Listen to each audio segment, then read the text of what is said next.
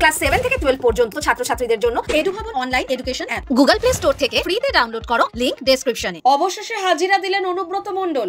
বোলপুরের আইসিকে হুমকির ঘটনাকাণ্ডে 7 দিন পর বৃহস্পতিবার এসডিপিও অফিসে গেলেন তিনি। দুপুর 3টের একটু পরে তিনি সেখানে যান। প্রায় 2 ঘন্টা সেখানে ছিলেন তিনি। বিকেল 5:30টার কিছু আগে এসডিপিওর অফিস থেকে বেরিয়ে সোজা গাড়িতে উঠে যান অনুব্রত এবং বোলপুর থানার আইসি লিটন হালদারের কথোপকথনের একটি অডিও ক্লিপ গত বৃহস্পতিবার সমাজ মাধ্যমে ছড়িয়ে পড়ে। সেখানে আইসিকে গালিগালাজ ও কুকথা বলার অভিযোগ উঠেছিল কেষ্টর বিরুদ্ধে। পরে তৃণমূলের শীর্ষ নেতৃত্বের নির্দেশে নিঃশর্ত ক্ষমাও চান কেষ্ট। একই সঙ্গে চক্রান্তের অভিযোগও তোলেন তিনি। পুলিশও মামলা দায়ের করে তাকে শনিবার এসডিপিওর দফতরে হাজিরার নোটিশ পাঠায়। সেই দিন না যাওয়ায় তাকে দ্বিতীয় নোটিশ পাঠিয়ে রবিবার বেলা 11টায় ফের ওই দফতরেই ডাকা হয়।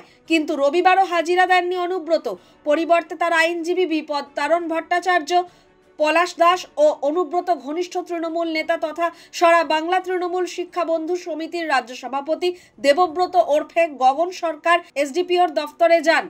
অনুব্রত শারীরিকভাবে অসুস্থ ও তাকে 5 দিন সম্পূর্ণ বিশ্রামে থাকতে বলেছেন চিকিৎসক। এমন মেডিকেল রিপোর্ট অনুব্রতের আইনজীবী তদন্তকারী অফিসারকে জমা দিয়েছেন বলে জানা গিয়েছিল।